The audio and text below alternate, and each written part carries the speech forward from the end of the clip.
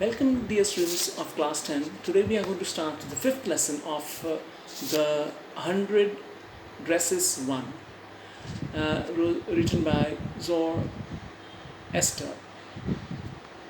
Before starting, we will see what is there in the lesson. The lesson is about a school environment in which you face problems of the competition in between yourself and your friends and all that. Many times it happens because your human beings are always selfish about themselves, and make mockery of other people, other children, in particular in school. You don't look at the other ideas of outside, but this is a general tendency of humans, and in particular children.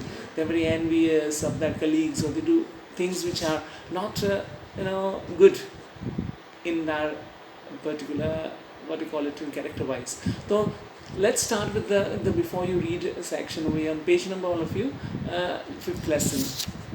So how do we judge the people around us? By their money, wealth, and possessions, materialistic possessions they have, that, or with some enduring value to look for a person, some enduring value, good value in that person, that you will see. Different people have different perspective of what a person is and how they will like it. So here the question is up to you. You have to answer. This story is about a scientific account of how a poor young girl is judged by her classmates. Wanda Petronsky is a young Polish girl. The story of the girl is that Wanda. We'll say Wanda only, we will not say Petronsky all the time. The Wanda name will speak. So goes to the school with other American children in an American town. These other children see Wanda as different in many ways. Can you guess how they treat her? So yeah, the accent of people who are not living in America can be different. So that is the reason why we see that there are various language-wise different tonation or intonations which we use, and here that is the reason why she is considered a outsider or not within their adjustable culture. Read in the text, information in the text below. Find out more about the community about the related topic from an encyclopedia of the internet. So you will able to know that how different communities, when they migrate or go to other places, how they have to adjust to the that environment, and if they don't, then what discriminations and what things they find difficult to, because of the difference in their culture and their things, which we will see over here in the paragraph itself what the writer has written. The first Polish immigrants arrived in America in 1608. Poland, the people, they came from Poland to America. America is a multicultural country, and there are people who have migrated. Not many people are there from all over the world, and then the Polish people, Europeans went first, and thereafter Asians and other people went. So America in 1608 they went. But the largest wave of Polish immigration occurred in the early 20th century, when more than 1 million Poles migrated to the United States. So when exodus, a lot of people go together, is always different compared to when we can say at a particular stage of time when many people go. That time was the 1 million. 1 million is about 10 lakh people at one time went to US. The Polish state did not exist at the time, and the immigrants were identified according to their country of origin rather than to ethnicity. Ethnic people of that particular. You've studied history lessons, wherein how people are different ethnically and how they are bifurcated on that basis. So here also this ethnicity and the origin, they were recognized from that point. They were identified as Russian Poles, because why Russian Poles? You must be knowing that Russia had already country considered a communist country, it wanted to make Europe more communist, and therefore it, particularly in times of you know the what do you call it, communist regime in at that stage, Russia, he was had captured Poles, we call it Poland, and German Poles were the Austrian Poles, so Austria, Germany, and the Polish. These are Poland. These three people, the country of the people, they were bifurcated on that basis. So, one of the most notable Polish American communities is in Chicago and its suburbs. So, most of these people lived in Chicago, and so Chicago is sometimes called the second largest Polish city in the world. So city-wise also many people reside in that ghettos, where a particular community stays in a particular area. The Polish people in a city in a particular city are maximum in Chicago. Next to our Warsaw, the capital of Poland. Warsaw is a capital of Poland, and compared to that, after that Warsaw, the largest people staying is in this Chicago. Polish Americans were sometimes discriminated against the United States, as were the Irish, Italians, and the Jews. They were discriminated.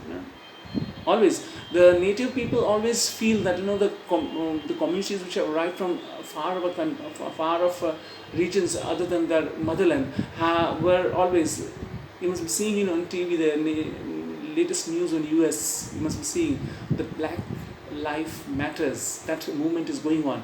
So why? Because if in America is you can say a type of a country that is multicultural and a democratic country also, and in democracy, you cannot discriminate, and therefore the black people are now much more aware of the rights. That American Constitution does not discriminate on the basis of the skin, the pigmentation. No, and therefore there is this particular movement going on. So always this has happened. One of the clashes between the ideological thinking and the differences that arise out of culture are not adjustable, and US has always faced this problem with different type of people living in there.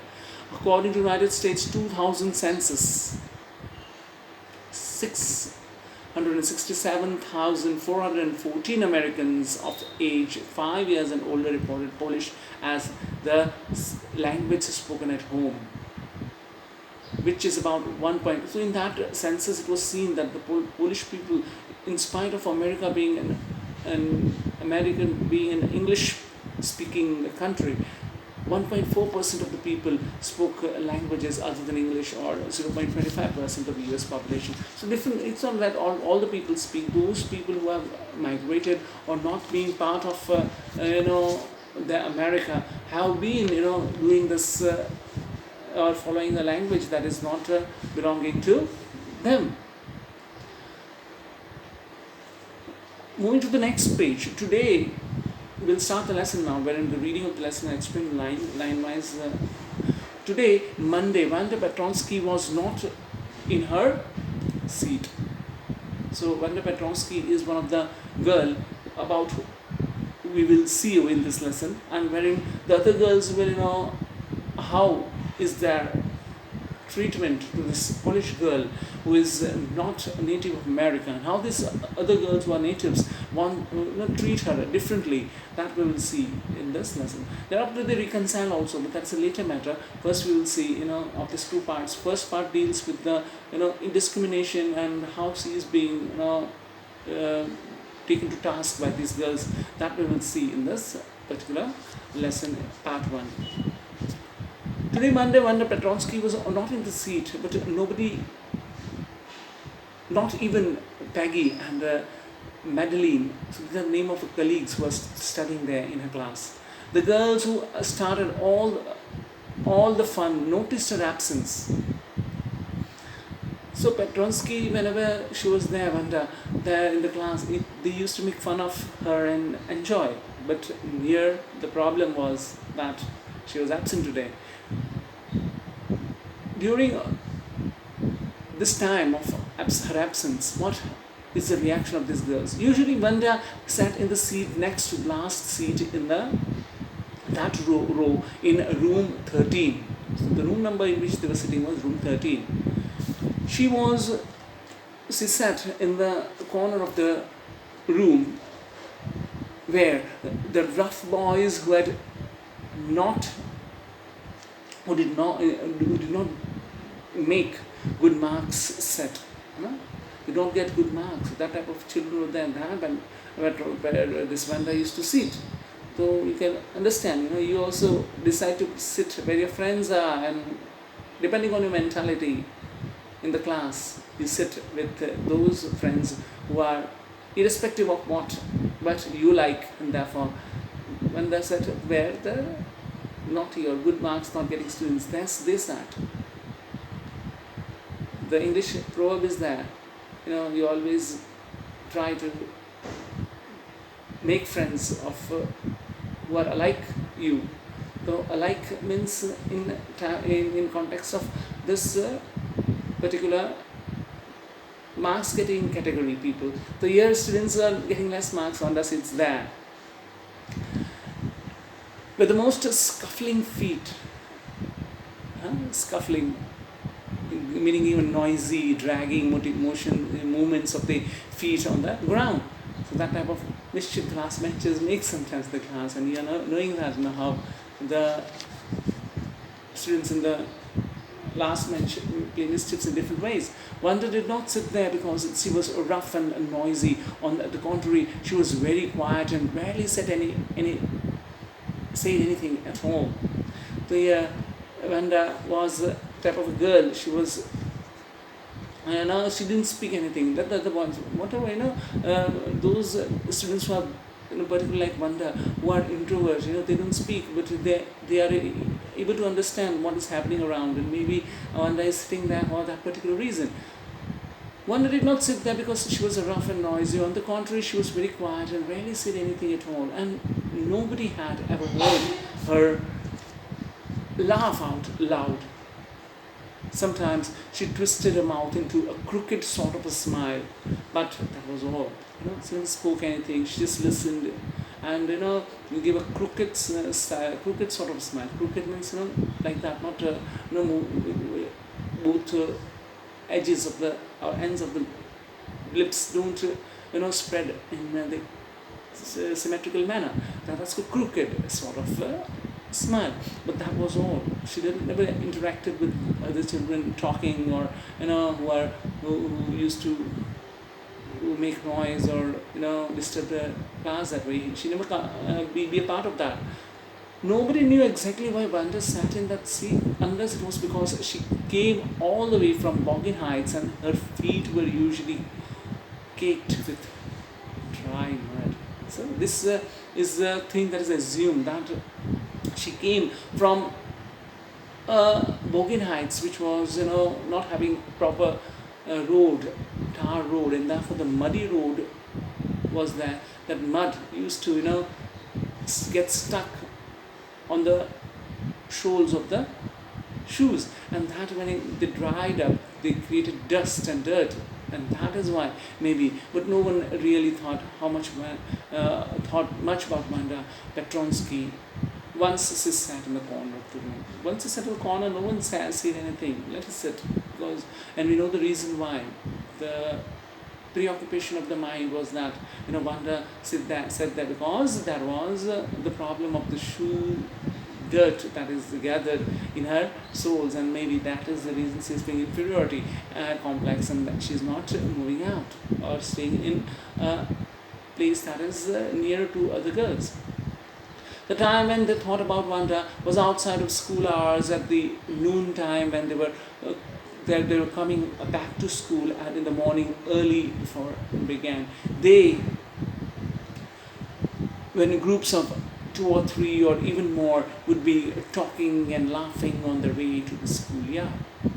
always, students who come in auto or come walking also, the nearby from nearby, they will gather when they come early before time. That 10-15 minutes that you get at that time, they will wait for that. And even after leaving school, you get a time to chat, personal chats and talks and laughs and all that.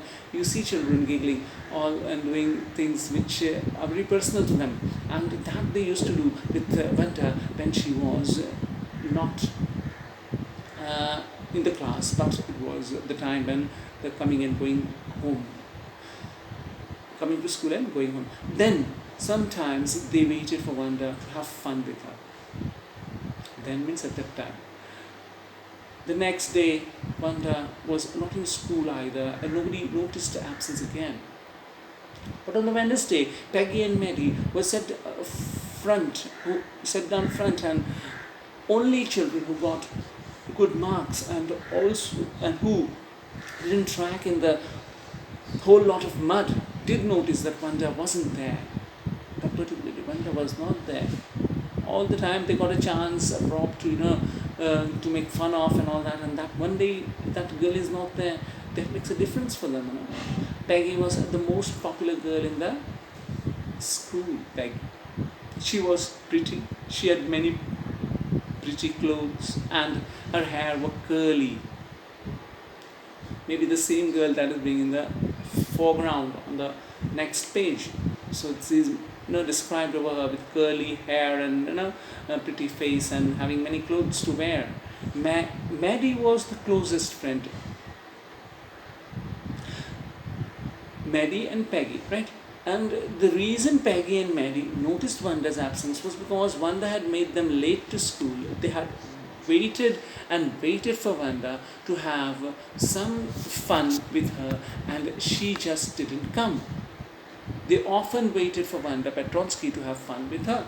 So the time when they came to school, there was this period of time where they could, on the way, call Wanda, and they can talk and have their time pass by that space of time they got on the way to the school. So they waited for her, and then they decided to even come with her. With her. But these two girls, Maddie and Peggy, waited, but she was not there to come. Wanda Petronsky, most of the children in the room 13 didn't have names like that. See, names also depends on your culture, your ethnicity, your where you come from, which country you belong to. Like your name is very typical for an American, right? You will not see